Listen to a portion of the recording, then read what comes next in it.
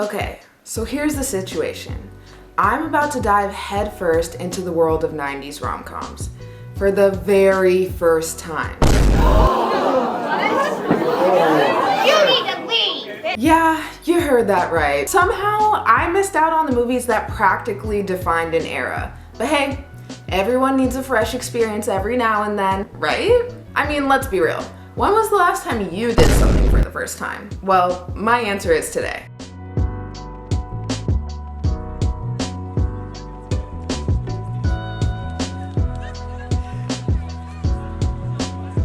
Now before you ask, Layla, how did you miss all these movies? Let me explain. My parents were old, so I grew up watching a lot of TCM. That's Turner Classic Movies for you young ones.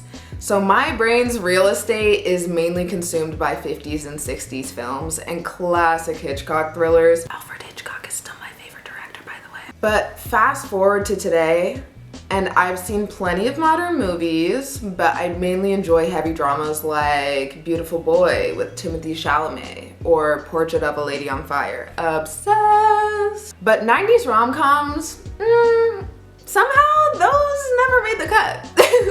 Blame it on the fact that I'm Gen Z or blame it on the fact that my parents didn't put me on, but we're here now. Lately I've been craving some lighter, less serious stuff to consume, so I thought, why not give these iconic 90s movies a try? So here I am, finally ready to dive into a whole new world, or should I say, a whole old world, or decade of rom-coms. So I'm not new to this analyzing movie. I'm true to this. But mostly, I just love the art of film, and I'm ready to see if these 90s classics live up to the hype. Let's go. So before we dive into today's movies, let's talk ratings. I've put together a solid system to keep things fair as I work my way through these 90s rom-com classics. Each movie will be judged in 5 categories, so we can really get into what makes or breaks each one. Here's the breakdown. First up is chemistry score. Are these two really meant to be, or does their relationship feel scripted? I'm looking for authentic sparks, the kind of chemistry that pulls you in and makes the romance believable. We're scoring this out of 5. Next, plot strength. Look, we know rom-coms have their fair share of tropes, but did this one bring anything fresh to the table? I'll rate it on the storyline. Are the characters' journeys satisfying, or did it feel like a checklist of predictable cliches? Again, 5 points max. Then there's laugh factor. Let's be real, if a rom-com isn't funny, it's half a movie. Here, I'm rating whether the comedy actually hits. Did I laugh out loud? Or did the jokes just feel flat? Up to 5 points here. Fourth category, fashion score. 90s rom-coms are famous for their fashion, so we've gotta talk outfits. Here, I'll be scoring whether the looks slay or not. Or no. Are they iconic or a miss? Does the wardrobe fit each character's vibe?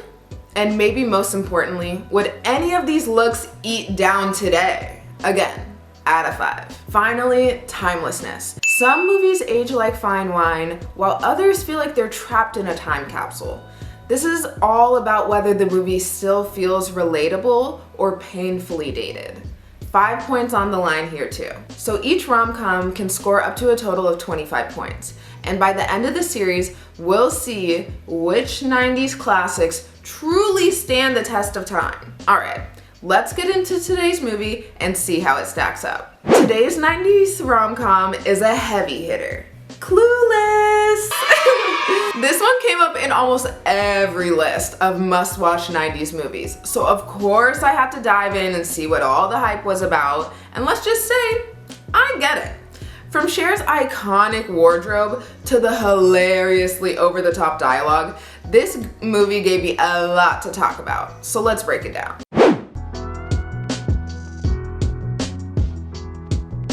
Right from the opening, Clueless sets the tone with Cher's iconic closet and her computerized outfit picker. I mean, can you imagine how mind-blowing that tech must have been for the 90s audiences? I mean, it still feels impressive now. That closet is like a fashion museum, and it tells you right away that Cher is not your average high school.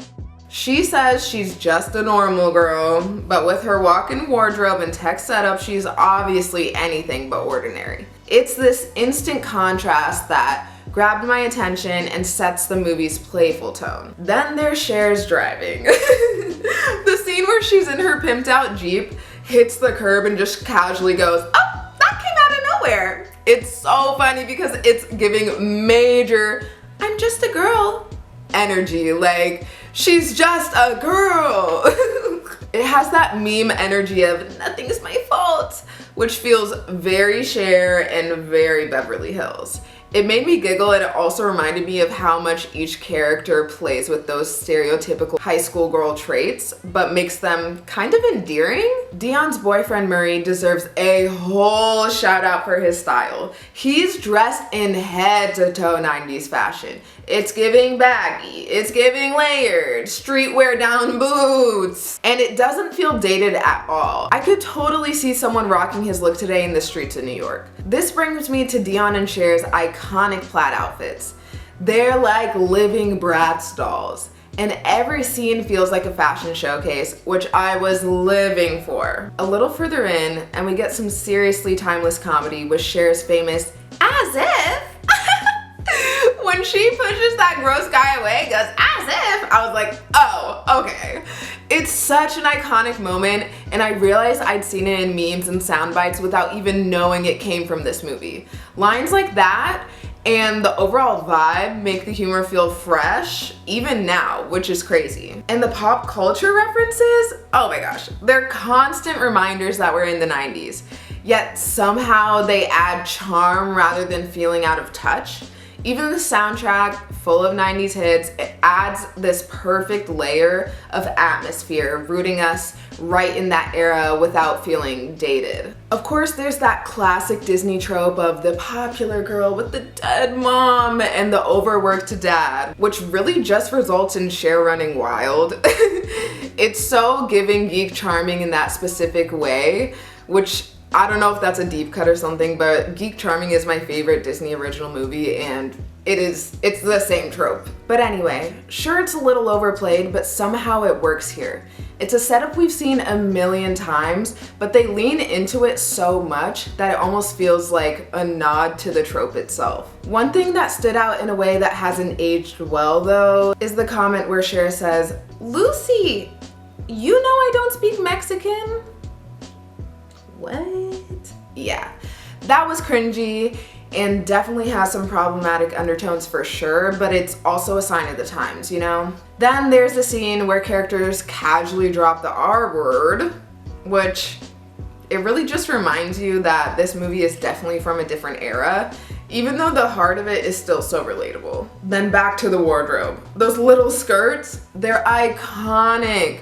It's like Cher and Dion stepped straight out of a magazine, and each outfit just fits the character's vibe so well.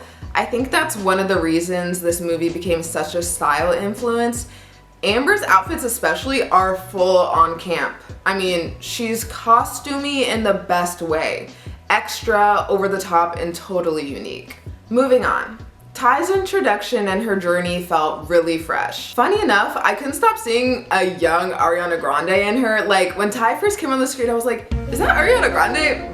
But she wasn't that old during this time. Like, what? I was so confused, but they look so similar. Ty's natural curls, big eyes, and overall style in that transformation sequence were such a fun addition to the group. Her mix of insecurity and sass adds this relatable edge to her, especially when she delivers that burn to Cher. "You're a virgin who can't drive." Ooh, oh, gagged. My jaw literally dropped. Talk about eating her up. And you know what? Cher deserved that. The way their friendship goes through highs and lows makes the story feel real and lets the comedy flow from those relationships. Okay, can we talk about Elton? That scene where he aggressively hits on Cher was so uncomfortable. And it's uncomfortable because it's so real. Like, the unwanted male attention that too many of us can relate to, it gives the movie a more relatable and also somewhat darker layer amid all the fun and fashion. Then there's Christian. I saw that plot twist coming from a mile away. But I love it. His stylish charm, his love for old school movies, and that almost too perfect greaser look should have been the dead giveaway that he was gay. But, you know, Cher's crush on him is very relatable. Even today, especially, I don't know if I've just been hearing about it a lot recently, but I feel like there's an epidemic of so many girls finding themselves crushing on guys who are, well, not into girls. So it's one of those storylines that ages well because it's still so true. Lastly, the final boss, Josh and Cher's relationship. You feel that tension immediately. And while some might call it a little unexpected, it works because they have a bond and banter that is already established, you know? It's fun, it's endearing, and by the end, you're totally rooting for them to be together. So those were my key takeaways, scene by scene, but now let's break it down to the official rating system.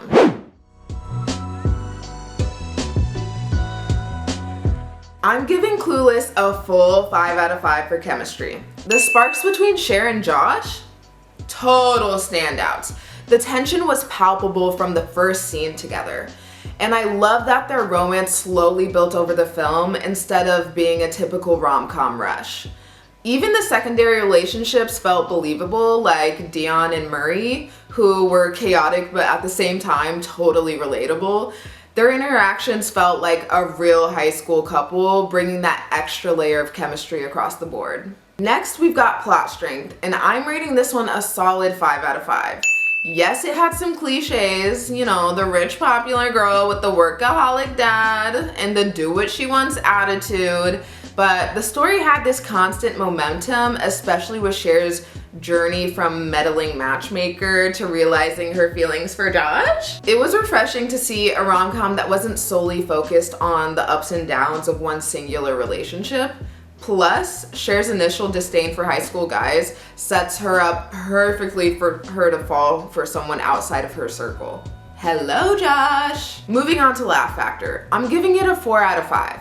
This movie was genuinely funny. I mean, from Cher's classic "as if" to Dion's boyfriend Murray, it was packed with moments that still hit.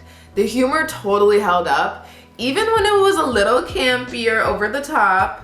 Some stereotypes were slightly overplayed, like Cher's comment to Lucy about speaking Mexican, which yeah, is definitely cringe by today's standards, but it didn't totally ruin the experience for me. It's kind of more so just a reminder of how much things have changed. For timelessness, I'm going with a 3.9 out of 5. The film captures that very specific Beverly Hills vibe perfectly, but some elements are definitely dated. There are lines and scenarios like using the R word and some cringy classist stereotypes that haven't really aged well, but the movie's core themes, such as, you know, high school hierarchies, teenage crushes, and finding one's identity, are so universal that it still resonates today. Plus, the way Cher is both likable and kind of clueless, pun intended, makes her relatable even if she's in her own Beverly Hills bubble. Now, let's talk fashion. This one is an easy 5 out of 5. Cher and Dion were literal 90s fashion icons. They looked like real-life Bratz dolls. Every look was on point, from Cher's iconic plaid set to Dion's more experimental outfits. I loved how each character's wardrobe expressed their personality, especially Amber's completely campy, costumey looks, so good. Cher's computer outfit picker was such a fun little touch. It sets the tone right from the start, showing that she is leveled up, she is above the rest. And their style was really just loud, expressive, and honestly, it's all still inspiring looks today. So, tallying it all up, that gives Clueless, drumroll please, a total score of 22.9 out of 25. If that was a test, Clueless just got an A. Honestly, this movie was iconic. It's got the style, the laughs, and the relationships, of course, that make it more than just another high school rom-com. Despite a few outdated moments, it's a film that still holds up with a fresh perspective today. I genuinely loved it, and it's easy to see why it became such a cult classic. For any 90s rom-com fans or anyone who loves a well-styled, feel-good story, this is definitely a must-watch. So thanks for watching, and I'll see you guys next time. Mwah!